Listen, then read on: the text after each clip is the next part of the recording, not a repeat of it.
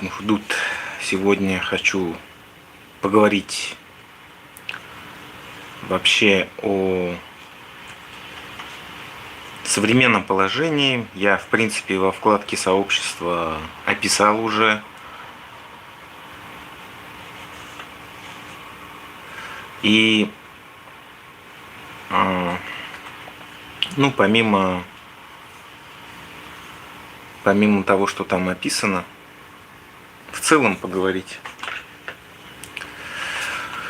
Потому что на самом деле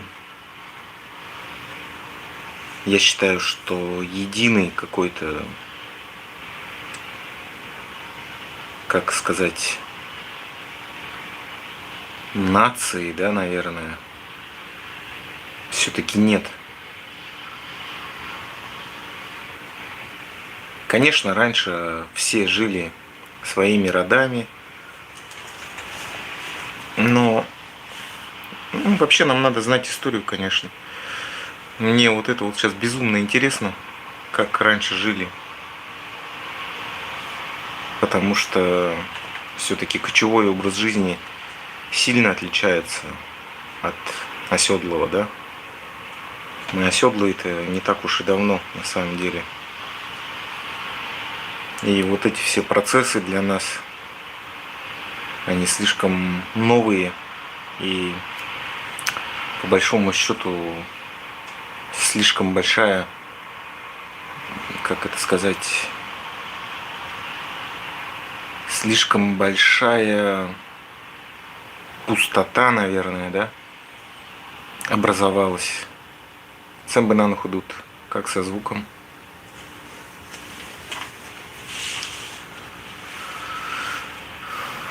Здоровенький был Самбена.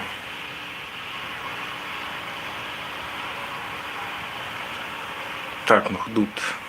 Как-то резко подключилось 18 человек. Норм. За Худут. Сегодня Байрефир Харашат. Буряты всегда были свободными до прихода русских. Нет, я сейчас, я про это все понимаю, я хочу в целом, потом позже перейду к каким-то вещам. Смотрите, ну по крайней мере 100 лет, да, какого-то именно уклада жизни, в принципе, у бурят все-таки нету. Я имею в виду, все-таки я считаю, что вот это время после репрессий, оно очень, в принципе, сложное именно для понимания, осознания. И люди, да, сразу 21 человек подключились. Люди, мне кажется, были вынуждены, ну, понимаете, смотрите, вот вы жили с традиционным укладом, да, и тут появляется новая власть, забирает детей в школу и начинает их учить совершенно другим каким-то вещам. То есть, понимаете, это для именно формирования мировоззрения, это очень какая-то сложная, мне кажется, ситуация была. Самбена. Я даже не могу представить. Это даже сложнее, чем сейчас наша ситуация, да? Потому что, ну, в какой-то мере это тоже очень сложная ситуация. Потому что мы жили в одной картине мира, да? Про себя думали, что там вот Запад действительно такой-сякой. И тут выясняется, что вообще все наоборот. Что мы в оккупации живем. Что история совершенно другая. И что, ну, вообще, вся история совершенно другая.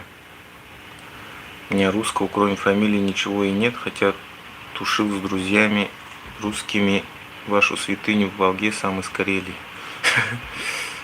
Ясно. Вы смотрели «Апокалипсис» Мэла Гибсона, вот такая же история у нас, только временные отрезки другие. Я его смотрел, но почему-то плохо помню вообще. Либо частями смотрел. Ну, примерно представляю, о чем вы говорите. По-моему, смотрел. Все-таки почему-то очень плохо помню. Да, понимаете, жили в одном укладе. Как-то я сегодня плохо формулирую мысли. И тут совершенно другой строй, другая история.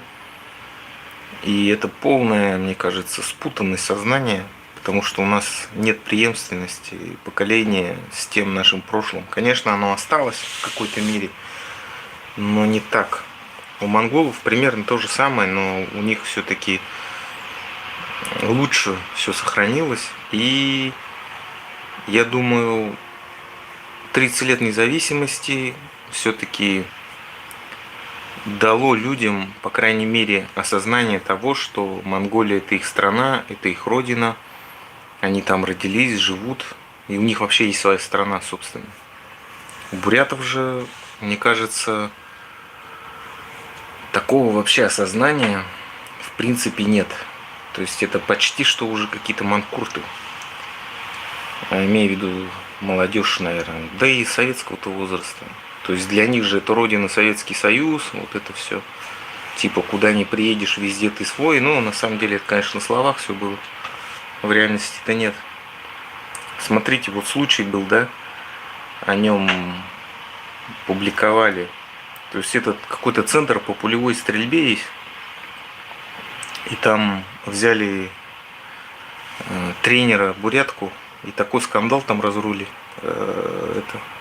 Скандал подняли там, что вот, мол, зачем нам такой тренер, она беспонтовая и так далее. Хотя на самом деле она там, ну, очень заслуженная девушка. Просто я считаю, что чисто из-за национальности раздули этот скандал, потому что это же как раз таки, где же он находится-то? В этом же, по-моему, на Октябре-то такое новое здание, стадион-то этот. Там же как раз в основном русский район. Ну и как бы, ну всегда же это было, что там вот эти ПВЗ, Шишковка, это все не любили бурят. 14-я гимназия там тоже не особо приветствовалось все это. Вообще раньше же, в 90-е и 80-е годы, в принципе, мало бурят было в городе. Это потом стали заезжать. И, ну, это, видите, до сих пор остается. До сих пор. То есть это уже мои годки, чуть постарше, да. Мужчины, женщины, они вот своим детям вот это все внушают. Что типа вот, мол, как бурятка вас может чему-то учить, что-то такое, как Дулмаева у нее фамилия. И в итоге все-таки девчонку оставили эту, чтобы, не знаю, ну, короче, я так думаю, просто они принципиально пошли на принцип. Типа, наше решение, все, мы тут ничего не делаем. Ну, все, у государства уже такая повестка, типа, назад не сдаем. Не в том плане, что хотели они бурятку защитить. Просто, ну, как сказать, типа заднюю не даем, короче. Как хотите, так и это. Я там еще охренел, что в комментариях есть же этот, как его там, степной волк этот, Алексей Роднаев, как его, из этого, из Байкала, что-то там пишет, вот, типа, мол, как его там, это, про дядю Баиры, короче, начал. То, что якобы хотели пропихнуть своего человека. Я думаю, ты что, Алексей Роднаев, вообще, что ли, совсем поехал или что? Какую-то херню несет. Хоть бы свою бурятку поддержал, не знаю. Да я бы на месте этой девчонки вообще бы сам ушел тогда нахрен, думаю, с этими нацистами и работать вообще. В какую-нибудь деревню лучше уехать бурятскую и там работать пока такое время. Видите, ну тут в этот момент воюют Наши буряты за русский мир, тут же Багажевая, да, тут у себя на родине. Ну что это вообще такое-то? Язык запрещают. Сколько это может вообще продолжаться-то?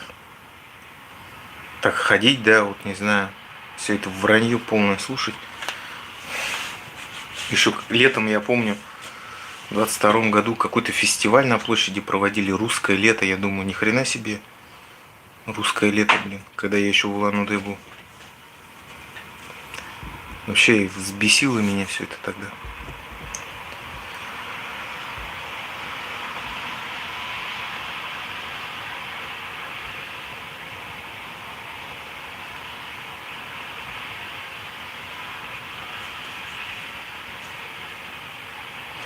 Маир, вы же историю 20-30-х годов не знаете, все путано говорите, говорите в ретроспективе на те времена. Как понять?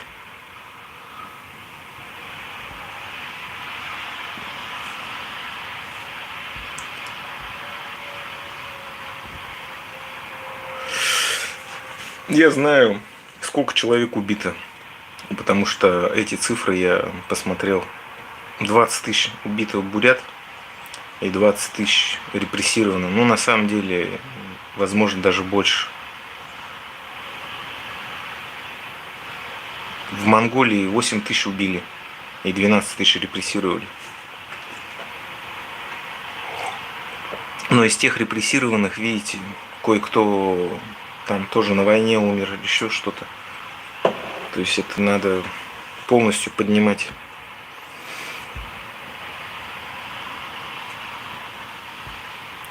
Логинские 80-е хлеб не продавали бурятам.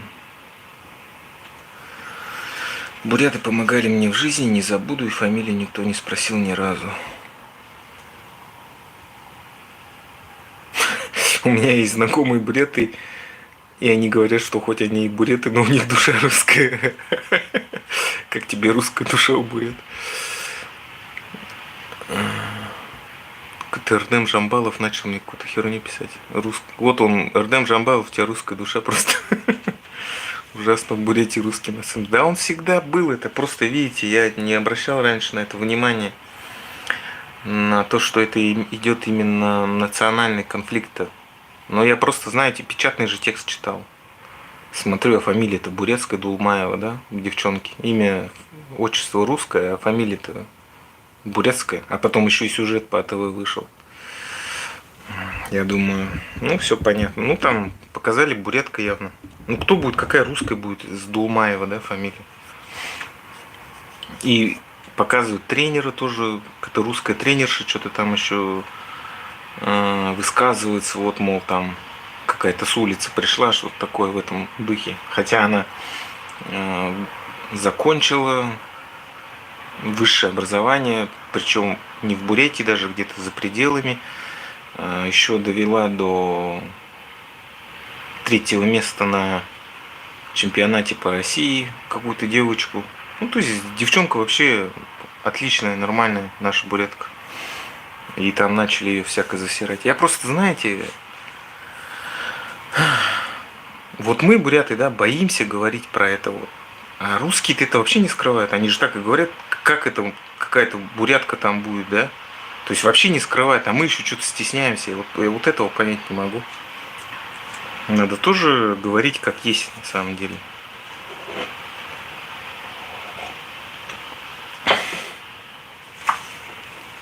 Здесь в Корее, кстати, такого вообще нет. Тут, знаете, такой микс. Все, короче, откуда-то. Стрельбу бурят давно не пускали. Нет ни одного спортсмена-стрелка, только из лука. Как мы можем воевать бок о бок с ДШРГ, Русич и подобными? Конечно, я вообще не представляю, это же нацисты. Он же сам говорил, я там националист, нацист, фашист. Этот ДШРГ Русич-то основатель. Потом еще в Финляндию сбежал. На соревнованиях ездит, нет ни одного бурята. Основу истории он-то знает. Эрдем Жамбалов. Историю города не знаешь. Эрдем Жамбалов, вы что, какой-то идиот или что? Ну просто я спрашиваю, зачем мне знать историю развития районов? Для какой цели-то вообще? Которую еще эти совки написали.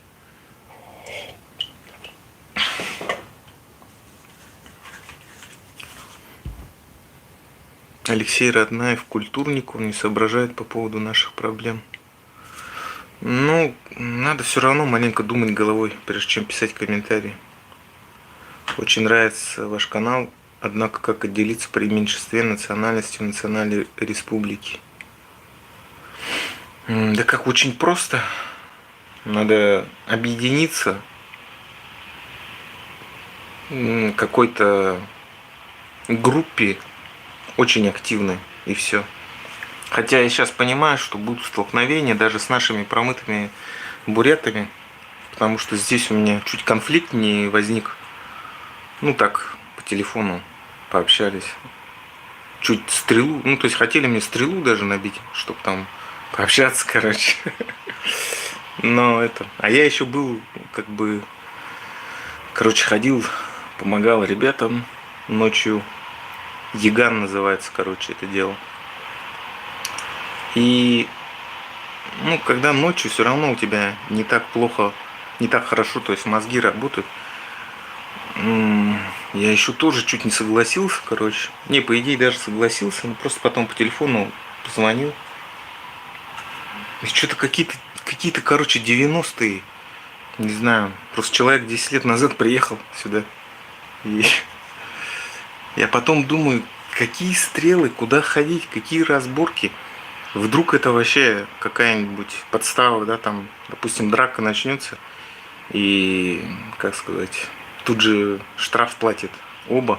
Неважно кто, короче. Ну, вигуки, иностранцы. Да и вообще, вдруг там заяву напишут, уголовка или еще что-то. Короче, провокация может быть 100%, тем более, как сказать, в моем положении, да, такого человека, который,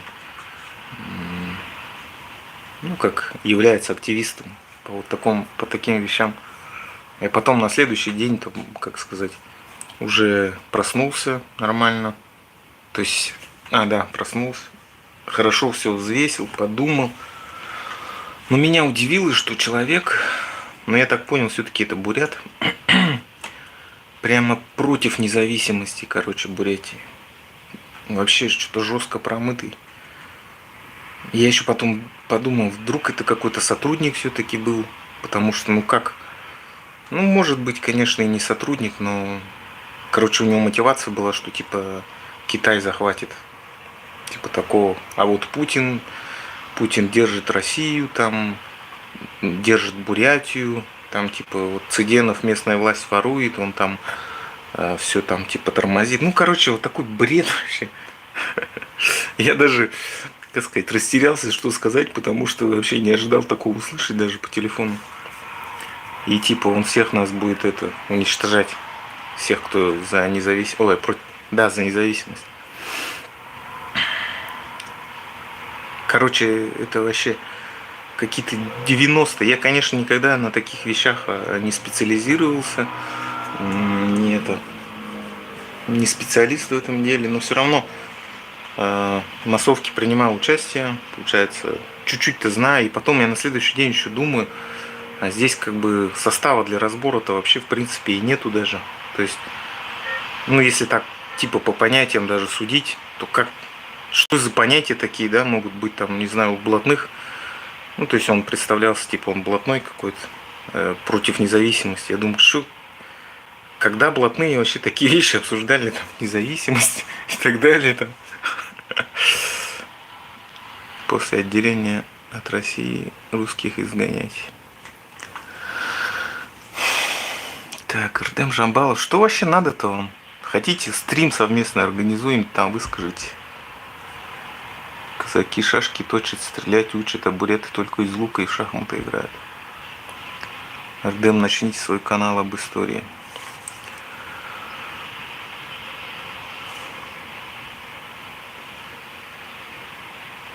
Привет, братья бурят. Сэмбэна. Баир, привет. Сэмбэна.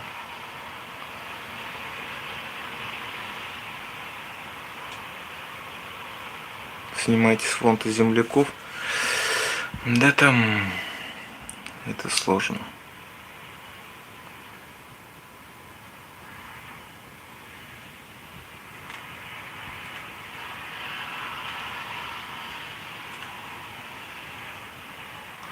Русские взяли ношу не по себе, такая огромная территория, совершенно разные народы, и национальный вопрос всегда будет в России.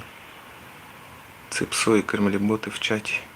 Все идеи от языка, не знаешь родной язык, учишь русский от рождения, поэтому и мыслишь по-русски, и думаешь по-русски, менталитет полностью манкуртский, а я правильно сказал про язык.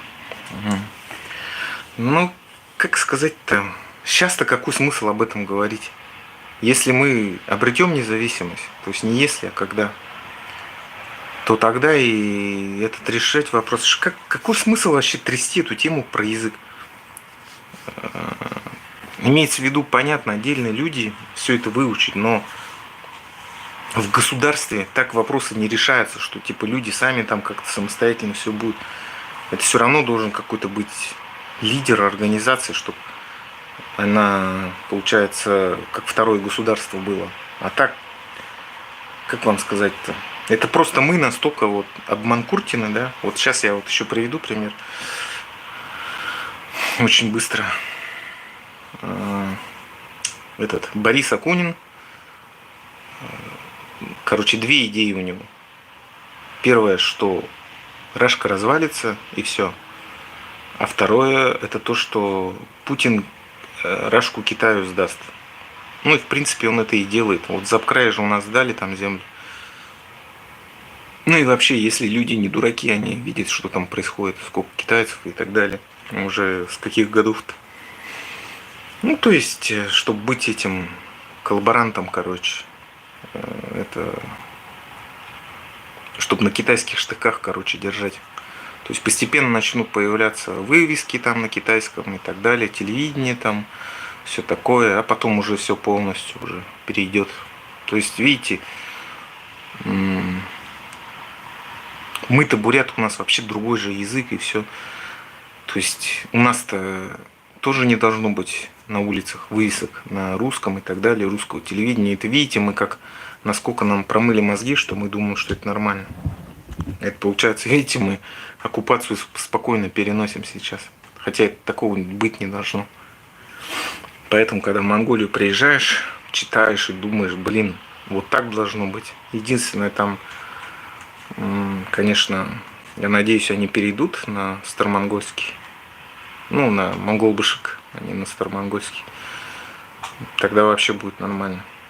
Ну и телевидение, естественно, у них все на монгольском. Так и у нас должно быть. Но видите, у нас уже сознание какое, что это вот нормально, типа. И говорим тоже. А то, что сейчас сидеть и, знаете, и вот гундеть, ой, язык не знаем. Ну а что смысл-то какой? Надо вот идти и делать тогда, идти и площадь советов просто свергать там циденного. Какой смысл сидеть и себя, знаете, корить там, ой, я не знаю бурятский. Все потеряно, да?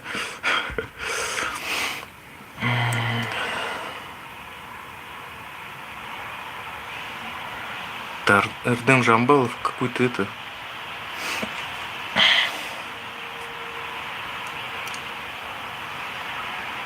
это, короче, Эрдем Жамбалов решает это.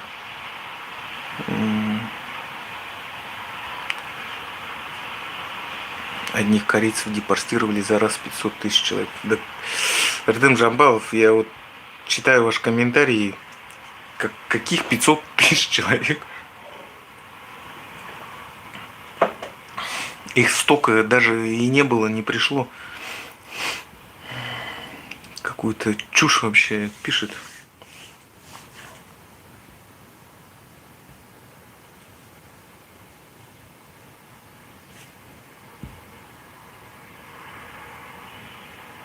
«500 тысяч человек» кричит.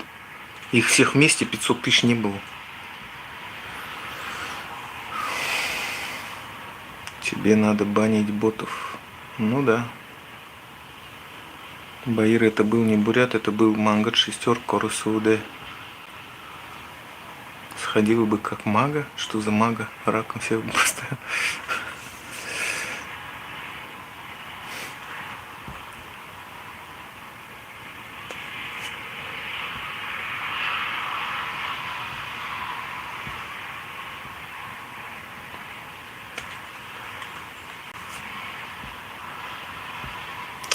Так много комментариев. Психология манкуртов, она воспитана или вернее выдрессирована по методике приручения животных, поэтому они агрессивны. По животному их приручили быть верными своим хозяевам. Да.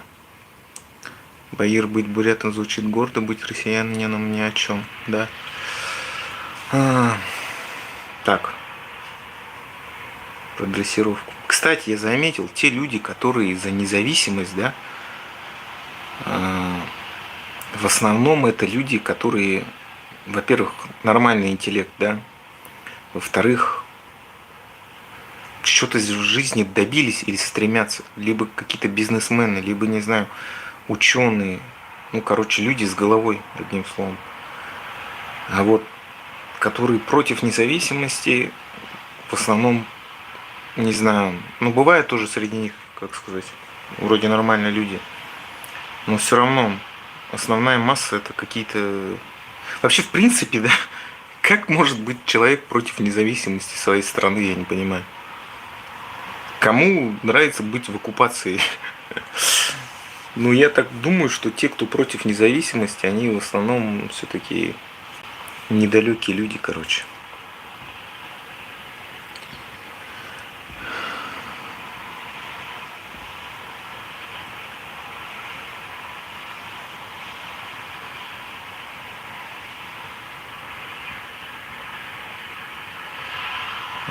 Ардем Жамбалов вполне может быть ФСБшником. Да какой-то необразованный ФСБшник-то еще 500 тысяч, говорит, выслали. Даже историю сам-то не знает, еще мне что-то пишет. Не со скинами придется столкнуться, по-первых, со своими манкуртами, поэтому надо просвещать, образовываться, эволюционировать. Да, согласен. То есть есть, видимо, среди бурят, к сожалению, видите, это надо признать уже, агрессивные, промытые. И видите, у нас там была перепалка, как бы, да, там в чате в одном. Я там про независимость писал и так далее. То есть там прошло времени очень много. И вдруг появляется какая-то то ли бот, то ли не знаю кто, и начинает вот писать про то, что вот что там, ну, короче, что я типа этот продался там Госдепу, не знаю кому. Потом типа нужен мир, не надо никакую смуту. Потом, что еще? Сейчас основные как бы эти...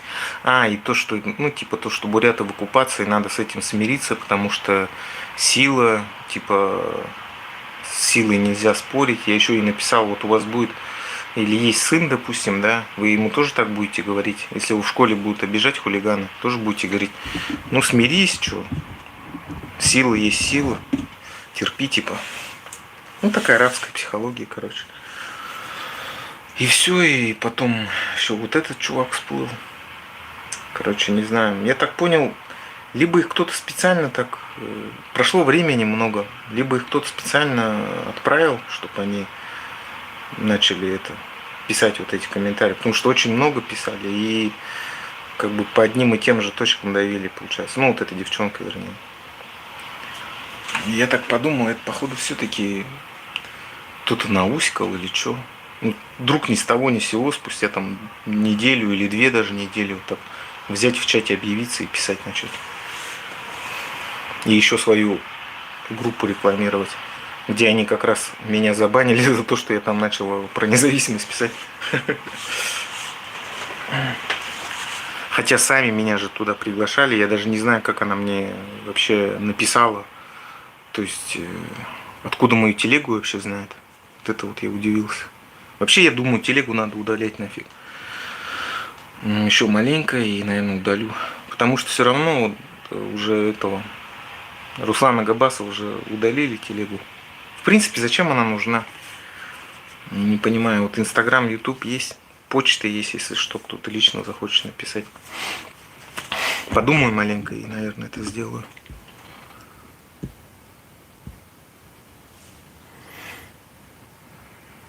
Жмила, Сибирь жила своей жизнью, всегда в душе хранили свободу. Если бы этого не было, то не было бы таких людей, как Баир. Эрдем Буриадар выше. Эрдем Джамбалов, бот, видимо, даже не знает, сколько людей этих этнических корейцев депортировали. Как не стыдно писать такие цифры. Я за независимость, но работаю машинистом, спасибо за оскорбление. Но я наоборот сказал, что люди с интеллектом, так что у вас интеллект высокий. Бывают такие буреты, как Артем Жабалов, ничего удивительного. Не, ну знаете, мне что-то пишет и сам вообще ни хрена не знает. Странный человек. Уркша, Баиршка, Монгол, Уксата, Нуркша.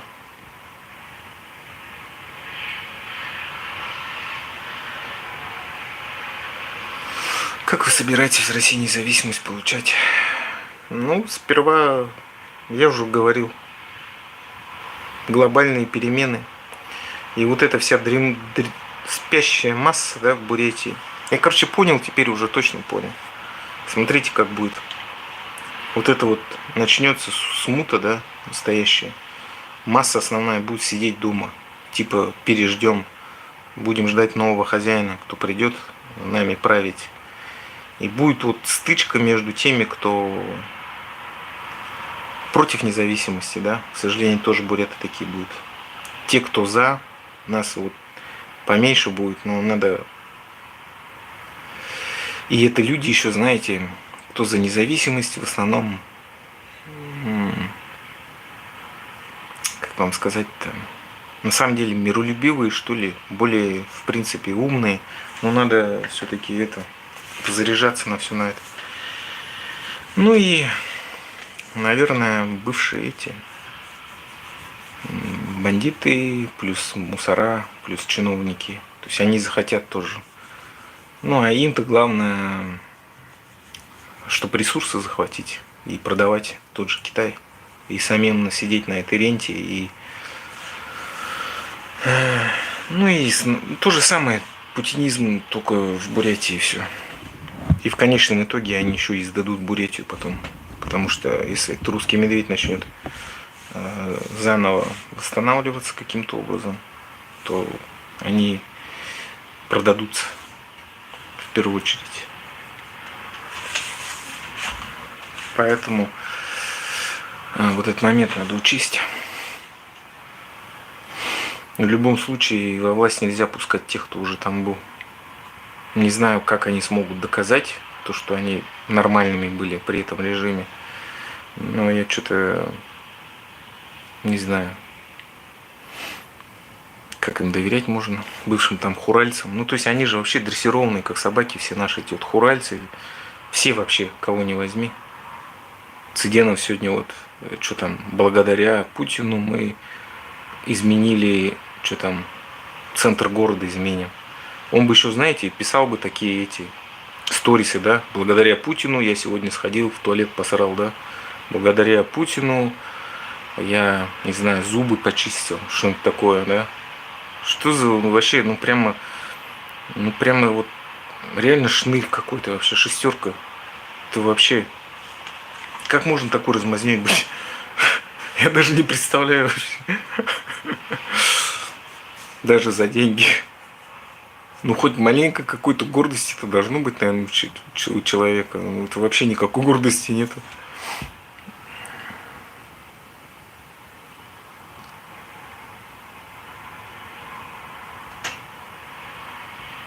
Со всего дальнего. Кого ты чешешь, этот Эрдем Жамбалов? Уже обосрался и там, и это, что-то пытается отмазаться. В таком случае не надо было цифры писать. Не в далекости дело, а в страхе, животном страхе столетиями уничтожали за инакомыслие. Короче, для них еще, видимо, я думаю, тех, кто за вот этот вот путинизм, все очень легко, мир устроен, что ли, вот типа. Ну и да, они боятся, видимо, силы, которые сейчас есть.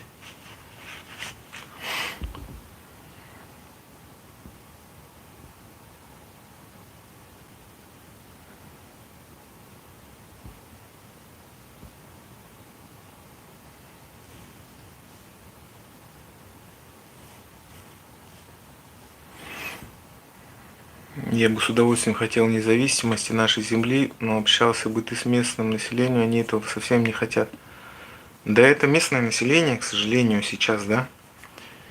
э, Их вообще никто ни о чем никогда не спрашивает сейчас. Когда будет независимость, они только одного захотят, чтобы был свет, вода, чтобы платили зарплату и все. И, к сожалению, надо, в общем, этого не допустить. Но если типа к власти придет какой-то диктатор, бурятский Путин, то они его будут приветствовать. То есть им совершенно наплевать на самом деле, кто там у руля, кто что, лишь бы ни о чем не думать и жить типа своей жизнью. То есть это масса, с ней уже ничего не сделаешь. Это только новое поколение, которое я вот предлагал же. Надо в интернатах вот максимально от родителей оградить вот от этого вот вредоносного влияния. Откуда вредоносное влияние из советской школы, понимаете? Все ходили в эту гребаную советскую школу, там этот пионер всегда готов, там все такое, да. Национальное самосознание полностью смыто, идентичности нет никакой. Тут же баржа военная, да, когда бурятку не берут пулевую стрельбу, и тут же надо идти умирать за русский мир. Еще эта баба, как ее Людмила Цыденова, звонит, у нее мужик умер, да, на войне, муж. Она звонит, типа, вот что там, почему в Бурятии бабки не дают за мертвого мужа. Ну что это вообще за позор какой-то? Понимаете, вот до чего дожили, да, что представить себе такое в прошлом, да, что вот так вот, ну, грубо говоря, это как, знаете, как кусок мяса продала, да, еще и торгуется. Как на рынке мясо продает, как будто бы то же самое. Но это насколько это все вообще бредово звучит. Ну как так-то? Как бурят хунут так дожили до такого вообще маразма? Это же вообще позор полный. Звонит на какое-то телевидение, лицо все показывает и спрашивает, что там, что где бабки-то. И еще, видимо, думает, что это нормально, что это. Опозорили просто вообще. Конкретно опозорили.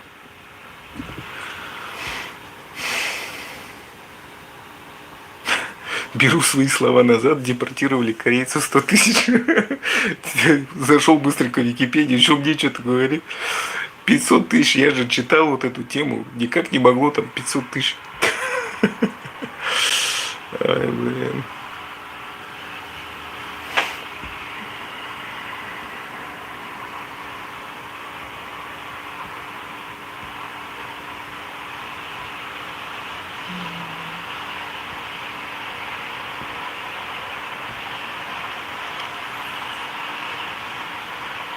Погуглила, было депортировано 172 тысячи корейцев в Казахстан и еще 1178 корейцев Северного Сахалина.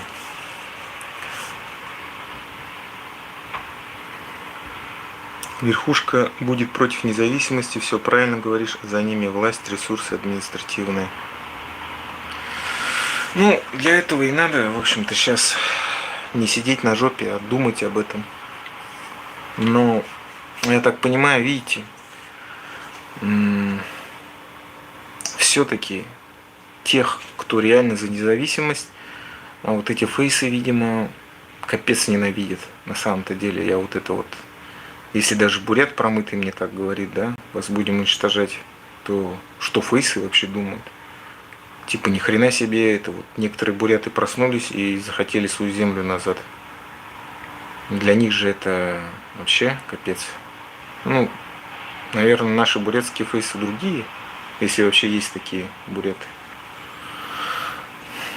Ну, посмотрим, как все будет.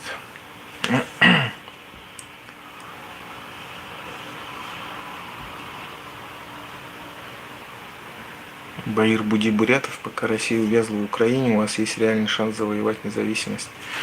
Нет, у нас шанс будет тогда, когда, вот знаете, вот все рухнет, как в совке. Но надо будет, видите, тогда моросили все-таки люди. Я так понял, они все-таки, ну, что-то верили. как все советские люди, в то, что кто-то придет, большой и сильный, Москва там, не знаю кто, и скажет, все, буряты, вы свободны. Эту поддержку ищут везде. Но по сути-то надо самим. Ну, это вот годы этой советской пропаганды. Мы, тем более, в отличие Украины, Беларусь, ну ладно, Беларусь не берем, стран Балтии, да, там, мы-то в совке в этом гребаном так и остались жить, в рашке смысл. У нас ничего не изменилось, поэтому это большая разница. Вот Монголия, там, Украина, другие страны жили-то в независимости, а мы-то нет. Мы так и жили в этой колонии. Поэтому для нас-то Саук не развалился, на самом деле. Мы все это говно смотрели, слушали. И теперь имеем, что имеем. А вытравливать это, я не знаю, сколько надо поколений. Долго надо это все. Детей изолировать как-то. Ну, не совсем, конечно, но все равно надо это как каленым железом, короче. Все это говно. Конечно, из произведений искусства, да, там, балет и так далее, но это тоже надо выборочно смотреть. Смотреть действительно, где там не пропаганда, а действительно предметы искусства. Я там видел в каких-то странах там памятник Пушкину сносят. С одной стороны думаю, зачем, а с другой стороны думаю, а почему бы и нет вообще, в принципе. Зачем это? Это же колониальная какая-то культура. Бурятия вообще тогда еще в составе даже не была, когда там Пушкин родился, да. И причем здесь буряты и Пушкин? Короче, дискуссионный вопрос, но по идее, в принципе, и можно снести и Пушкина даже.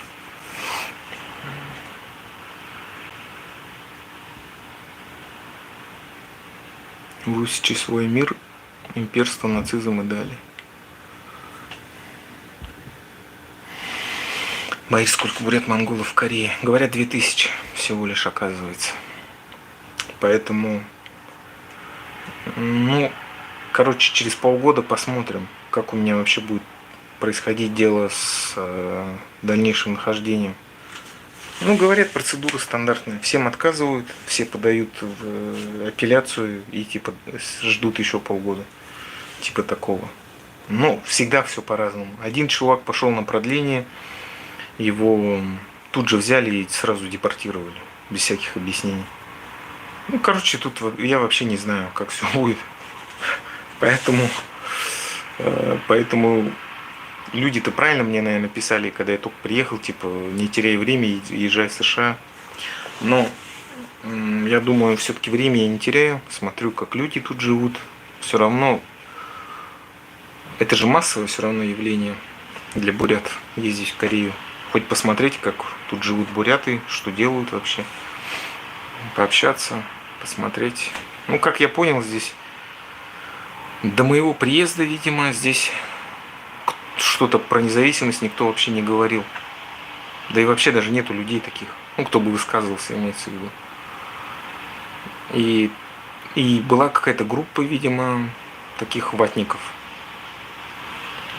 которые там сборы объявляли, да, там, на мобилизацию и так далее. Ну, короче, посмотрим, как быть. Видите, эти вещи, мое нахождение здесь от меня как бы не совсем зависит. То есть я же не знаю, что они решат там, корейцы-то. Конечно, ну хотя бы полгода-то надо здесь побыть, я думаю. А иначе буду что-то экстренно думать.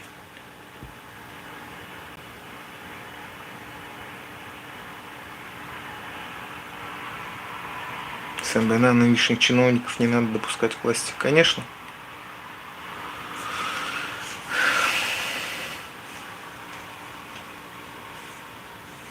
Украина защищает свою независимость, защищайте и вы свою. Вам в пример, как мы медведя посадили в велосипед. Да, но видите, это капец сложно. Это надо, ну, вот на пороге, ну как на пороге-то. Мне, кстати, приличную сумму задонатили недавно. Именно на развитие, короче, медиа. На приобретение ноутбука. Кстати, не такая большая сумма уже осталась. Сколько? 1050. То есть уже большая часть собрана. Потихоньку вот так все собралось. Так что потихоньку все двигается. И сейчас пока вообще самый сложный момент, по-моему, работы сейчас. Потому что пока люди что-то не готовы там Бурятии, что ли, слушать. Вот.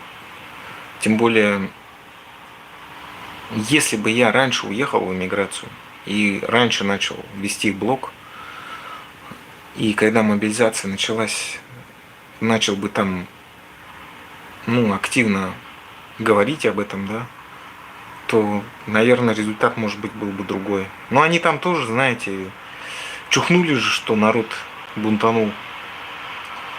И сразу сдулись. Поэтому они упор сделали именно на это, денежную. Купили людей, короче.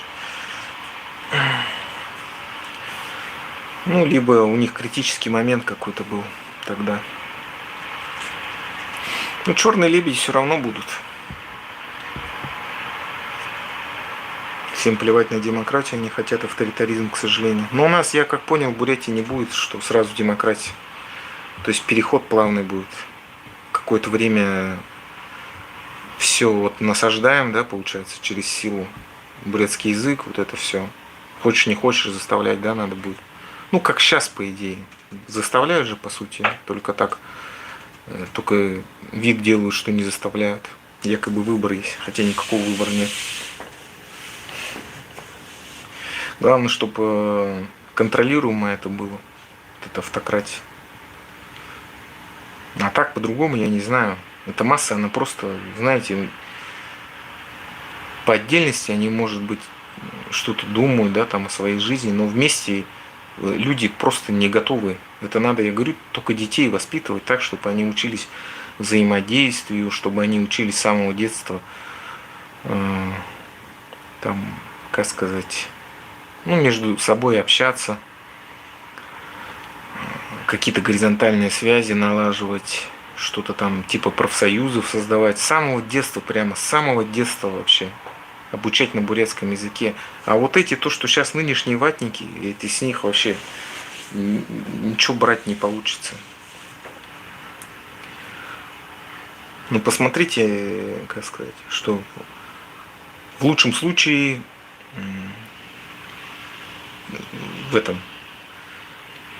в прямом эфире они какой-то митинг могут посмотреть и все. Сами будут бояться.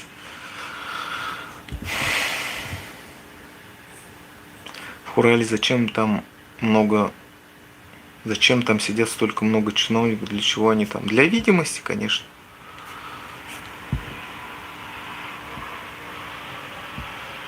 Нас мало, но надо быть хитрее. Хитрее и жестче. В России демократическим путем вы ничего не добьетесь. Верно.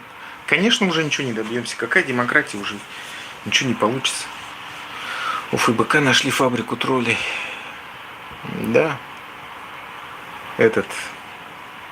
Вот Free Rush как раз, под который это Гарможапова ходит. Они же, получается, вот это вот Free Rush и Free, и ФБК. Это, типа, что-то мне сегодня скидывали, короче, про эту тему.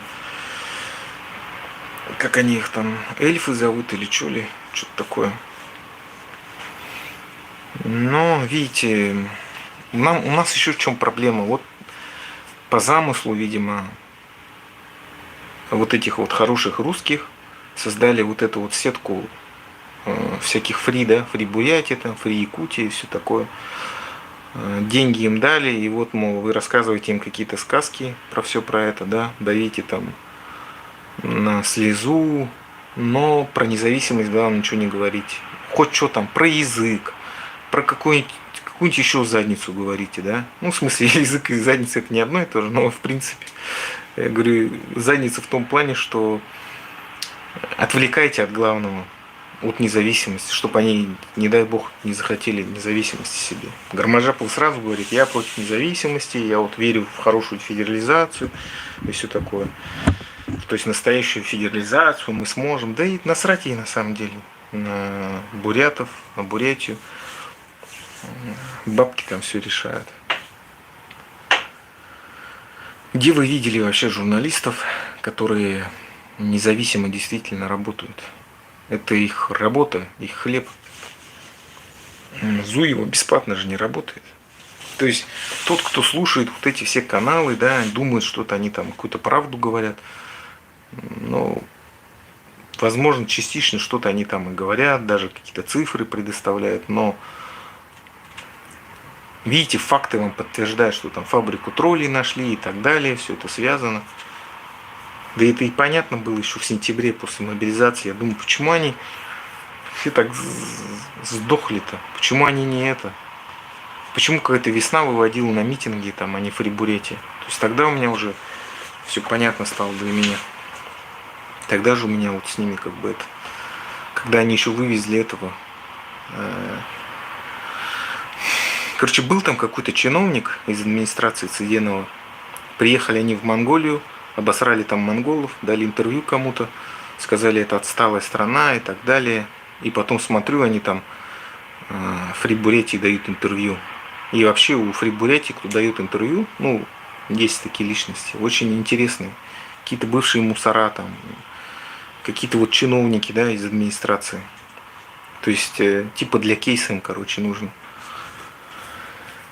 Вот такие вот пироги. Да еще и они, как сказать, короче, много чего мы не знаем, что там происходит в этой кухне. Но там бабки крутятся, короче, очень хорошие. Просто многие наши потом буряты, наверное, в шоке будут, когда все это узнают. Все это дерьмо, которое есть. Ну, так что вот делайте выводы сами. Кому верить, кому доверять. Кто-то еще донатил в фрибурете. И даже вот молодая уже сказала, мол, те ваши несчастные $600 мне там в сраку не сдались или что ли, как она так написала-то.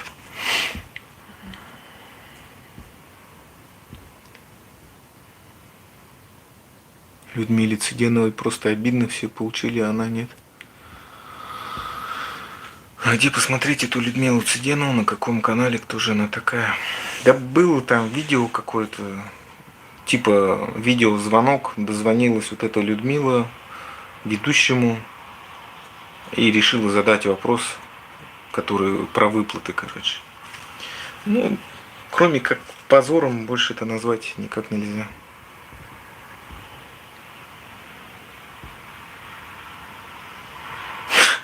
Когда Россия отстанет от Украины, тогда и вы, ждуны, забудете свою независимость. Ну, у вас не должно быть такого, что типа Рашка отстанет. Вам надо обязательно ее победить, потому что без развала, да, эта Рашка, она подождет какое-то время и опять будет нападать. Хоть на Казахстан, хоть на Украину, хоть на кого вообще. То есть у них, ну видите, Борис Акунин-то правильно сказал. И еще там кто-то, я потом видео смонтирую все-таки. Это вообще смысл жизни этой империи. То есть, кроме как, если не развалить ее, вообще прям по составным там частям, там Рязань какая-нибудь, не знаю, Курск, они так и будут жить этим дерьмом. Философия такая жизни.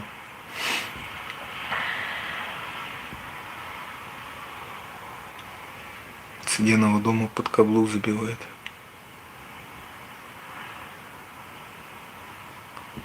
Цыденов размазня там написали, но я предыдущий. Не, ну реально. Все эти Ходорковские, ФБК, богатые русские, которые сбежали, все херня. На них даже не рассчитывайте, про них даже не читайте, не смотрите на них. Мы должны сами находить варианты. Конечно. Бурятия чисто экономически самостоятельно. Ой, что за бред вообще? Конечно, выживет. Не то, что не выживет, у нас все для этого есть. Да, там в Корее опасно.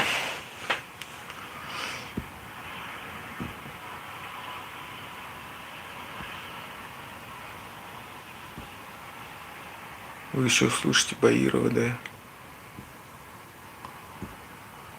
Поиск Ехануров — это опять проявление несамостоятельности, инфантильности, поиск какого-то поводыря. Вот совершенно верно. Необходимо развивать самостоятельное мышление. Баир стоит 10 Ехануровых. Баирла. Гена мой герой. Ну да, красавчик вообще. Салют, чат, респект с Питера. Баирла. Казахстан в первую очередь. Ну да, в принципе, потому что Украина-то еще сильнее подготовится к тому моменту. Но на самом деле там правильно один украинский солдат сказал. Деды оставили нам эту войну, или отцы, и мы не должны оставить ее своим детям, внукам. Ну вот все правильно. А у нас еще хуже ситуация. То есть если это они способны воевать, то мы через 20 лет вообще исчезнем. Поэтому вот сейчас надо этим моментом пользоваться, и я не знаю, ну как там, полстраны под штык поставить, чтобы, ну образно говорю, какое-то новейшее оружие брать. С другой стороны тоже будем, как в этой осажденная крепость, да. Но вот с таким соседом-то я даже не знаю, что вообще делать.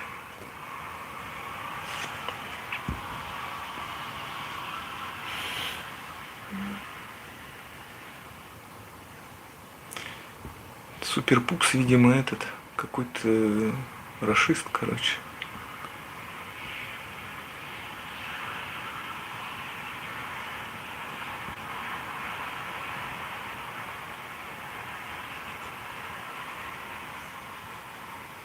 Бурятов 600 тысяч, украинцев 32 миллиона. Если вы восстанете против России, у вас будет 32 миллиона 600 тысяч. Ну и классно было бы, если бы, конечно, Украина нас поддержала. Но как территориально, там же сказано, что дальше границы они не пойдут 91 года. То есть они свое заберут и все. Тут нам только все вместе объединяться. В этом плане, может быть, мы, конечно, там как-то с Дальним Востоком, да, ну и с национальными республиками в первую очередь. Так и так нам потом надо будет с ними тесно прямо жить, совместную армию там и так далее.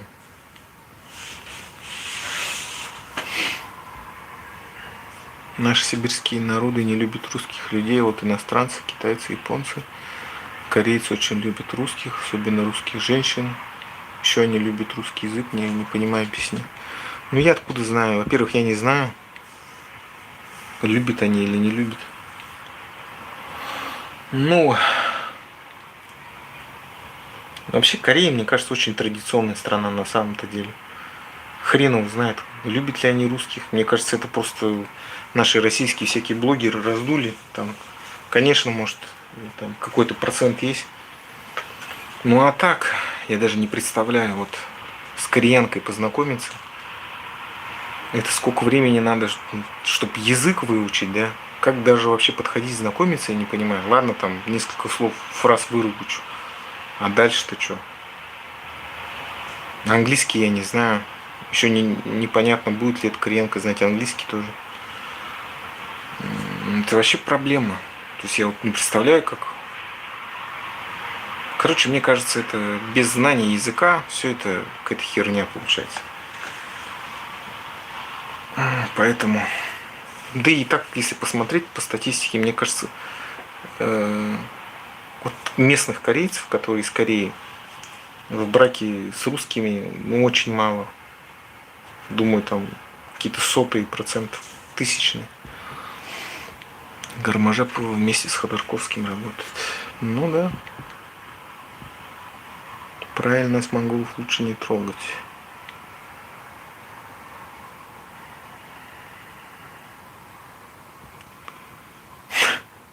Этот Эрдем Жабалов никак не может успокоиться. Обосрался с 500 тысяч.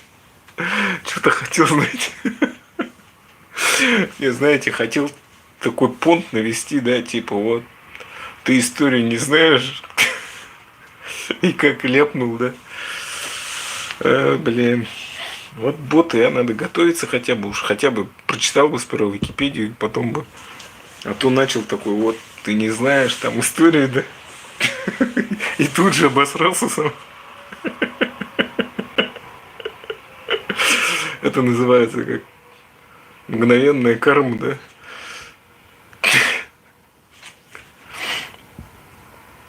После развала Совка Чехия, Эстония и Польша резко перешли на рыночную экономику, и Бурятии нужно так же. Пусть будет больше блогеров.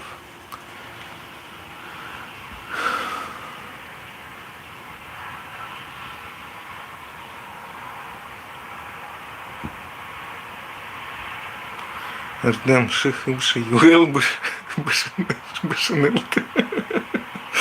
Типа, кто ты такой вообще? Чё пишешь? Мне просто, когда вот это Юэл, это как, типа, ну, можно еще понять, типа, какую херню несешь, типа такого.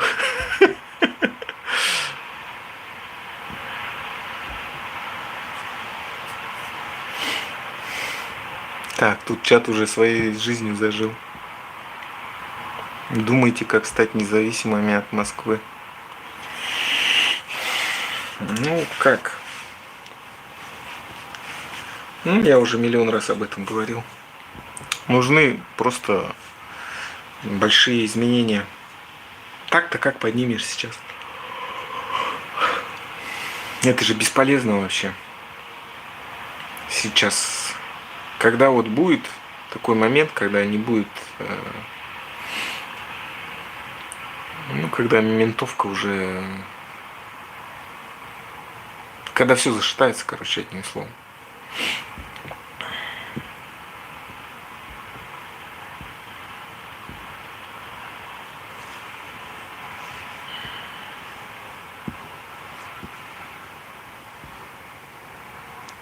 Эксперта я этого, который был же на диване-то, удалил, потому что видно, что это провокатор.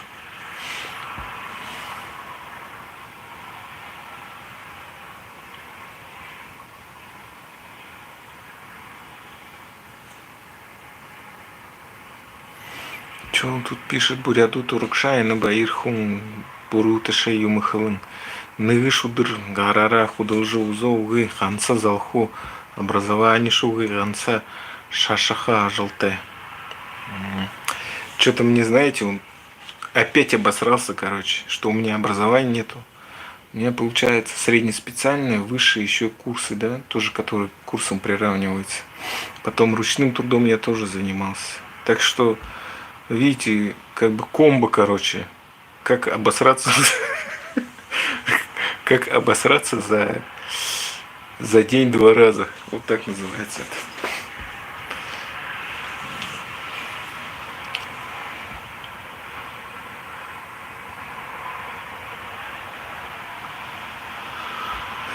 А, этот супер пупс, это оказывается ботяра, а я-то и не понял изначально. Он, оказывается, все это время сидел тут и, блин, я никак не могу почему-то это удалить-то его.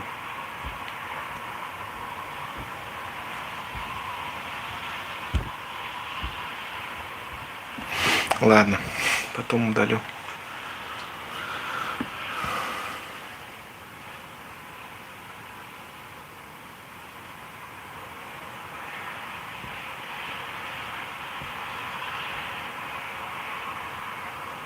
Надо учить бурецкий, вести на бурецком.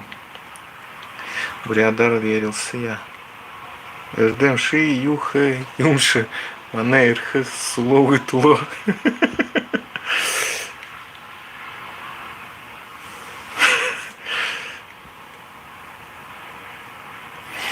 Этот Эрдем Жамбалов, ну, видимо, может быть и бурят, а может быть, не знаю, быстренько какого-то бурята попросил, чтобы перевели.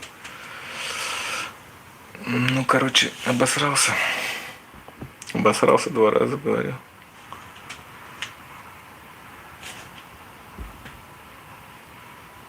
Бурядар хорылды етти хада.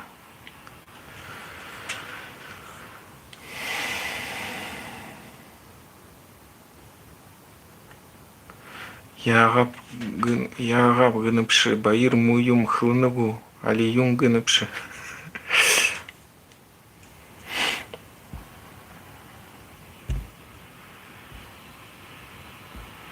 Этот супер пупс, он не ФСБшник, он этот эксперт, тоже агент ФСБ был. Бот просто с ботафермы. У них же, что не знаете, вот это ботаферма. Реально есть люди, которые сидят. В Питере раньше была большая контора. Вот они, боты Пригожины были. Пригожин ими руководил. У них работа это сидеть и комментарии писать. Но сейчас вроде бы хотят они как-то это все более профессионально сделать. Типа, чтобы бот писал. Ну, в смысле, уже настоящий бот. Имеется в виду программу. Но пока они вручную пишут. Им, по сути, знаете, даже не важно, чего там будут отвечать или еще что-то. Главное, просто написать что-нибудь, да и все. Они же за это деньги получают. Откуда пошло вот это вот 15 рублей? 15 рублей за комментарий, короче. Сколько в день напишешь, столько тебе и денег упадет. Ну, эти вот, которые долго сидят и типа что-то так. Вот, заблокировать пользователя. Все. И сейчас что этого, кто там был-то? Ладно, второго побольше, попозже заблокирую. Ну что им работу-то облегчать? Пусть новый аккаунт создают. Эксперт тоже агент ФСБ был. Ну, я говорю, бот, короче, как минимум. Рдем Бышу, Урсор Башиныш, Урсон РТСТ, Юнгуш.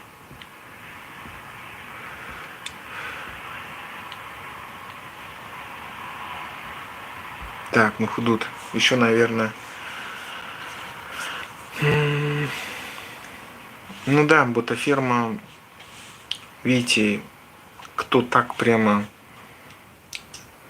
долго сперва еще притворяется, типа якобы там за независимость что-то поддерживает, а потом раз что-то такое говно какое-то начинает писать. Это тогда понятно, что какой-то целенаправленный. Ну, может, какого-то одного сотрудника посадили, типа вот, пиши там в чате что-нибудь такое, короче.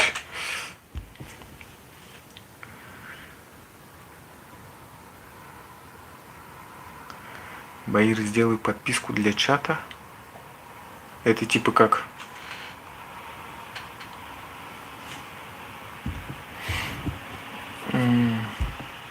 Не знаю, как это делается.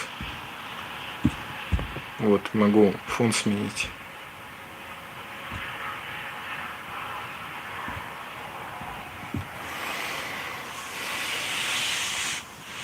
НДБОТ угревать не гудби. Здесь ботов нет, здесь ватники есть. И ватники на самом деле страшные люди. Посмотрим, конечно, в будущем, когда все это дело начнется, насколько они там решительные. Ну, то связано с какими-то материальными делами, я думаю, они очень решительные будут. Либо их подкупит каких-нибудь таких манкуртизированных. Я еще читал про одного этого из расстрельной команды, короче, НКВД. Старик. Короче, он только через 20 лет понял, что он невинных людей убивал. То есть поначалу он думал, что он действительно убивает предателей Родины и так далее. То есть ему мозги промывали конкретно. А потом через 20 лет до него дошло. И он всю свою жизнь хотел рассказать, где похоронены эти люди. Ну и про вот эту вообще свою историю. Видите, оно, не знаю, снилось оно ему или нет. Но вообще говорят действительно. Видимо, все-таки у человека психика не выдерживает, когда убивает людей просто так.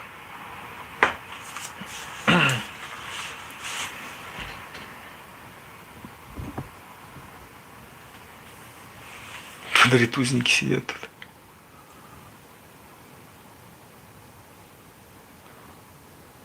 Боишь, чтобы в чате писать, подписаться надо хоть 5 минут, тогда боты не пролезут.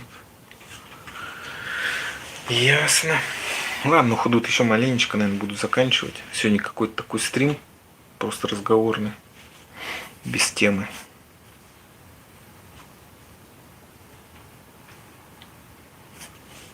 Определенный.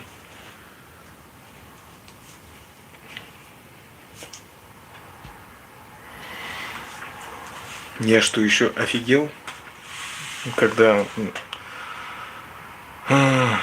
как люди до сих пор, ну, кто не хотел стрелку-то набить, то есть набил, живут до сих пор в этих понятиях. Ну, хотя, на самом деле, понятие-то человек тоже так на понтах.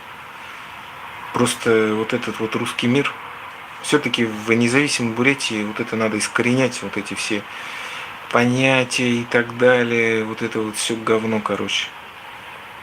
Но в нас-то оно, блин, сидит. Это просто капец какой-то. Жесть.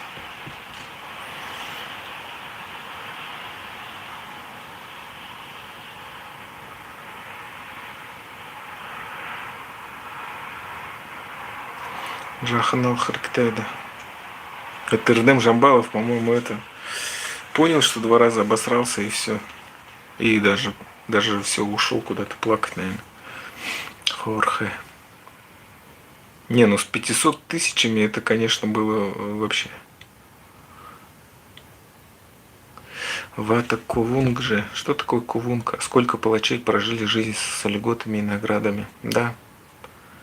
Лагерный менталитет. Да, к сожалению. Ой, я как-то, знаете, звукачом же еще был.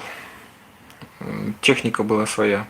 Мы с мамой ездили в Маньчжурию, покупали там аппаратуру, ну, заодно там вещи.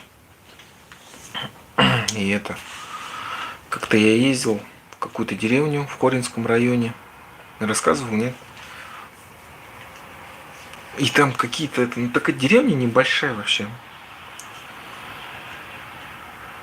И там, короче, один был какой-то такой, какого, ну, ауе такой весь, айуй хайлай. Ну, главное, что приехала свадьба, приехал жених с кашне такой, ну, сразу представляете, да, типа домика, шапка-целка. Ну, сразу понятно, за Каменска приехали, короче, какие-то, братва, короче, какая-то. Такие наглые, вообще, капец, на сленге на своем. Вообще, это такая, ну, противные, короче, это капец. Еще что-то с отцом невесты как-то не очень. Я думаю, блин, нахрена, думаю, она замуж за него вышла за этого. Он же, блин, не знаю, сколько на свободе пробудет.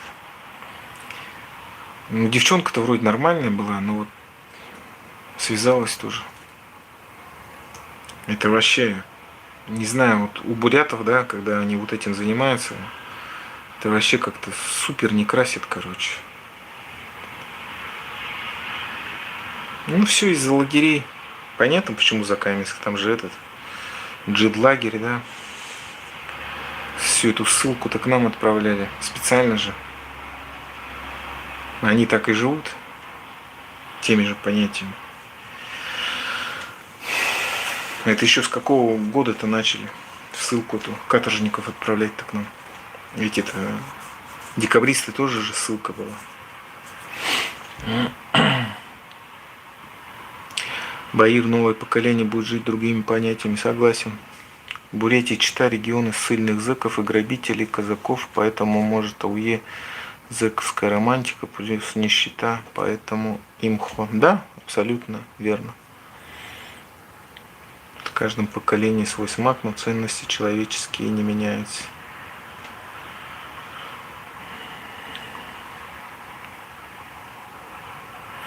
Кто такой 10 негритят? 10 негритят, кто ты такой? Напиши мне. Нам не идет ауе. Ну да. Чекернаут лагерь. Джидокомбинат, блин, вот. Там же в Джиде, Петропавловке. Там капец, я как-то ездил в Петропавловку. Жесть, конечно. Ну там реально бурятам выживать, конечно, надо. Потому что это вот блатота там это местная. Что за Каменский. В СССР вся страна жила гулаговским менталитетом. Да. Айвы, хайвай, сапоги, сандали, чего. Да, да, да. Все это было. Ну, я не знаю, разве что центр, может быть, не столкнулся с этим. Хотя тоже, наверное. Жить по понятиям могут только те народы, у которых нет своего будущего. Ну да. Человеческие понятия должны быть, а не вот это вот все. Тут такой дичь негритят.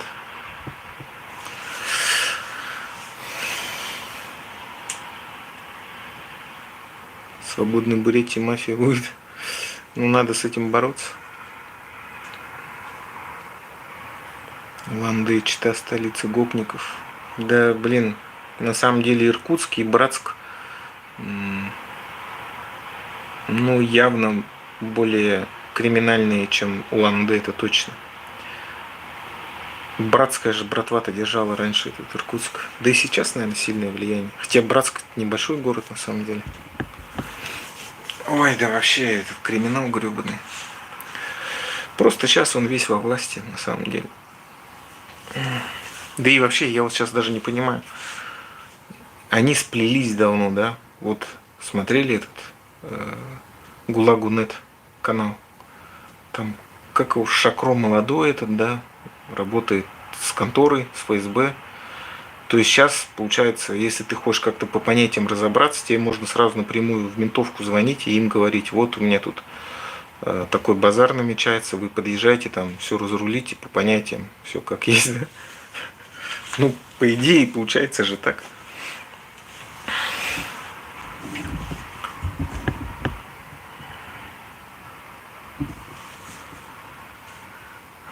Вы в Санаге не был, наверное, там кроме бурят больше никого нет, а все происходит не хуже. Ну, вот перенимается, видимо.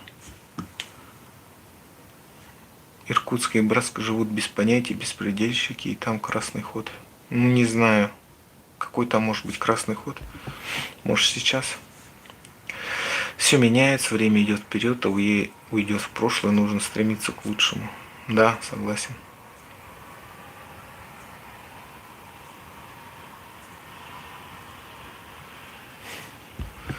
В молодости был в ваших краях, в Иркутске, в Улан-Удэ, Столыпина видел. Что за С Столыпин?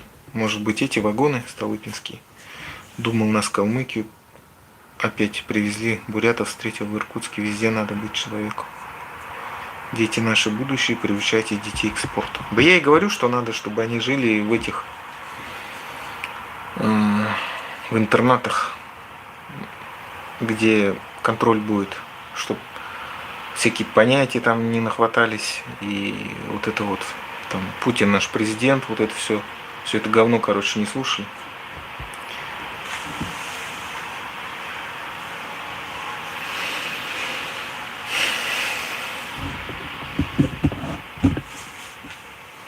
Ладно, ну идут. Что-то мы вообще разговор зашел не туда, да?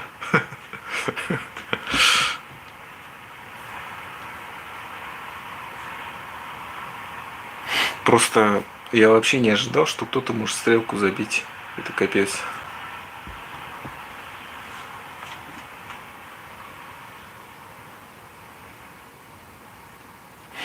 Ладно, еще чуть-чуть посижу и... Вообще думал на полчаса зайти. И засиделся.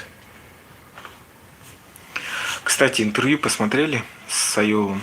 Парень вообще молодец, двигается, развивается. Ой,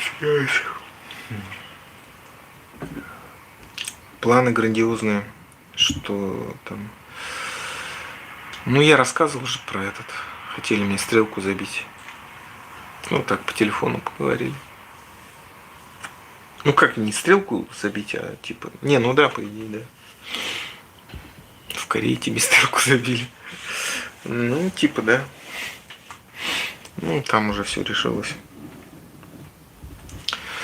В общем, самушиль свой хочет делать парень. То есть работников набирать, там, жилье, что-то такое, короче. Ну, планы грандиозные, надеюсь, все получится.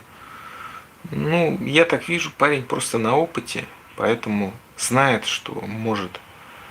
Видите, по бизнесу шагает. Там, я видел, действительно набирает людей, своих бурятов, да, в первую очередь.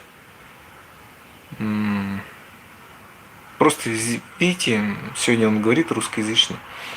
Просто здесь, видите, мы же, как сказать, все равно все вместе как-то тут живем. Ой. Хотя, конечно, надо бурятов в первую очередь поддерживать. Ну, я так думаю, сейчас. Война много изменила вообще для меня.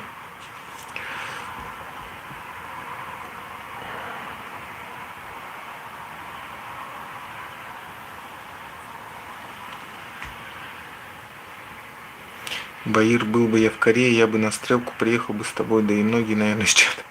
Не, я потом понял, что не надо ни на какие стрелки ходить. В это. В любом случае, да и не брать никого с собой на стрелки, и самому не ходить. Мы же в чужой стране находимся, да и в своей тоже. В принципе, надо без вот этого вот всего жить, этого русского мира, да, вот этой вот уголовной темы. Надо же цивилизованно все решать. И смотрите, провокации могут быть. Вот люди, да, я думал еще, да, типа вот, если людей вдруг позвать, а тут там, ну, допустим, часть придет, кто эти нелегалы, да, часть визированные. И что, вот полиция приедет, начнется разбор, да, этих нелегалов отправят домой, визированным, проблемы какие-нибудь будут. Меня самого могут там закрыть, да, или депортировать. И что, кто от этого выиграет? И с той стороны то же самое может произойти. А если это провокаторы профессиональные, то типа там, как вдруг драка начнется, да, и заснимут, типа я как будто ударил там. И, короче, провокаций много может быть. Я потом вообще хорошенько все это проанализировал. Кого, думаю, какие стрелки, какие разборы, что за какие-то 90-е вообще, что за гон вообще, думаю. Еще мне не хватало куда-то ходить на такие вещи. Это просто, я от неожиданности просто как-то на автомате так все сработало. Что это? Ну, вот это сами же знаете, что там, типа, если что-то оскорбляют, нельзя там терпеть, вот это все такое, короче. Ну, все это говно, короче. Я, кстати, уже писал про Сайола, проскочил, ты, кстати, отличный парень, да. Ты такой здесь негритят, а? В Корее один бурятский мент с семьей переехал, может, такой тебе стрелку кидал. Смешно слушать про стрелки в чужой стране, ну да. Само слово стрелка уже смешно. Ну как оно раньше так и называлось? Что за 10 негритят? Кто такое вообще? Кстати, я не пью, так что сейчас точно не пью.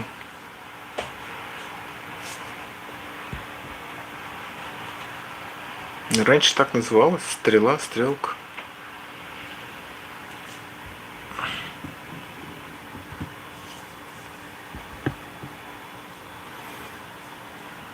Баир как работа в общем.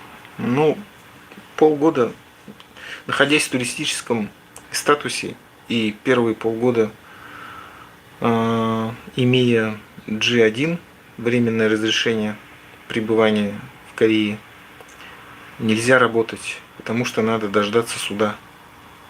А через полгода, ну, кстати, тоже странно, почему нельзя сразу? А через полгода можно работать, если заключишь договор с заводом. Такие дела.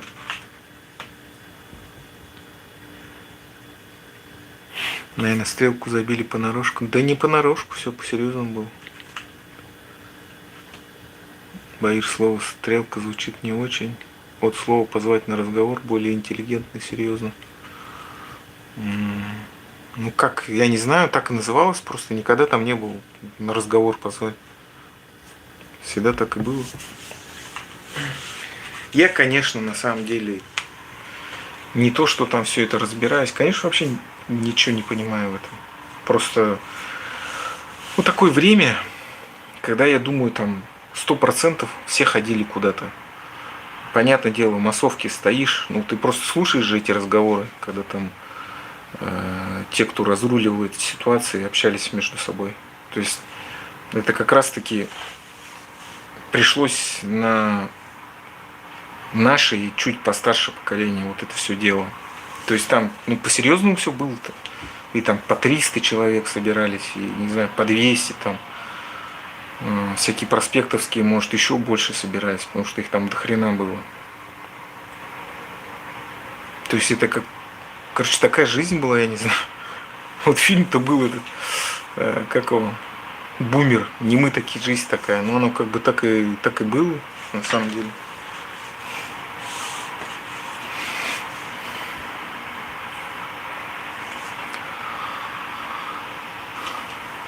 Я думаю, все, кто 80-х годов, может 70-х даже, да, 70-х тоже,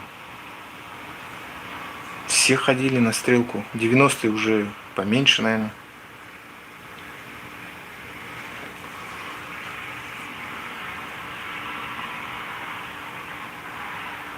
Когда русские боты появляются, сразу темы опускаются на уровень уголовщины, распространяется вонь.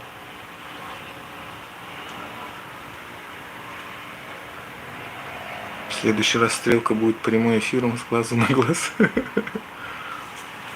Нам в Чите приходилось просто за Бурят ехать. Понятно.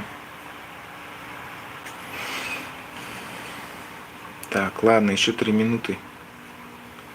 Посижу и все, наверное.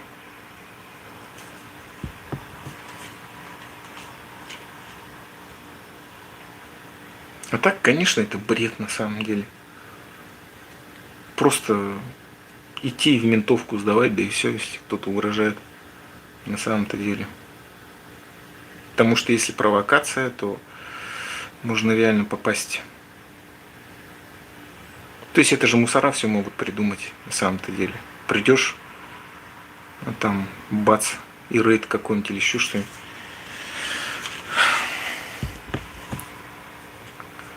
Николай, может, забьем стрелку в прямом эфире. На разговор тоже не нужно, живи по закону и не ведись, не нужно жить по чужим правилам. Да, конечно, на самом-то деле. Это раньше вот так вот все было как-то.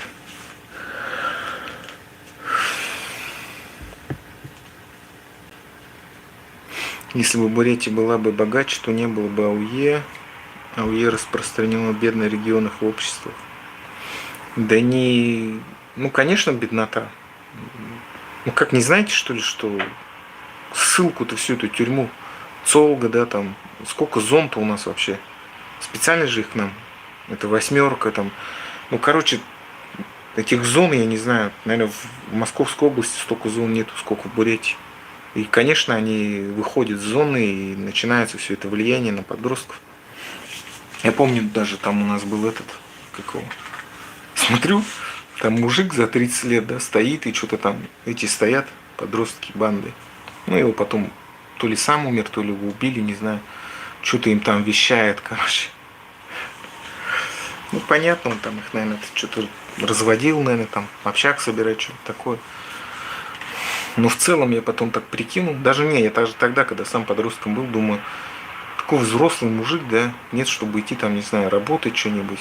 Он сидит, вот это вот, распространяет свои идеи. Все АУЕ к нам заслали. Да. Самое главное, в зонах-то бурятов на самом деле мало сидит. Ну, мне один этот говорил, который раньше там работал, бурят. Охраняет как раз таки в основном буряты. Хотели мы с ним кино снимать, и так в итоге что-то ничего не получилось. Что-то съехал с темы.